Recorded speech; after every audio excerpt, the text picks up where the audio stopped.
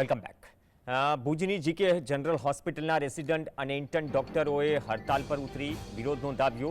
જીઆઈઆઈએમએસના resident doctors અને intern doctors April 2024થી Gujarat સરકારના નિયમો પ્રમાણે સ્ટાઇપેન્ડમાં વધારો કરવાની માંગ સાથે હડતાલ પર ઉતર્યા છે।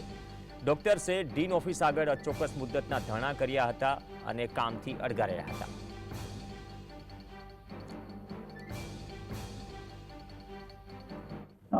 આ જે કંઈ 6 મહિનાનો ગાળો છે એ જોતા અમારા એક રેસિડેન્ટ ડૉક્ટરનું 1 લાખ જેટલું સ્ટાઇપન્ડ તથા ઇન્ટર્ન ડૉક્ટરનું 20,000 જેટલું સ્ટાઇપન્ડનો જે કંઈ વધારો છે એ ચૂકવવા પાત્ર છે।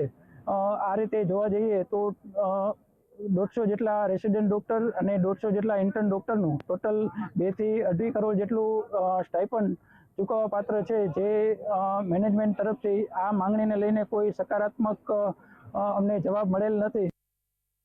એવું કહેવામાં આવ્યું છે કે અમને 1 એપ્રિલથી નહીં પરંતુ 1 ઓક્ટોબરથી અમને આપવામાં આવશે અને અમારી એક જ માંગ છે કે અમને જે ગવર્મેન્ટ કહી રહી છે એના મુજબ આગળથી જ સ્ટાઇપન્ડ વધારી દેવામાં આવે।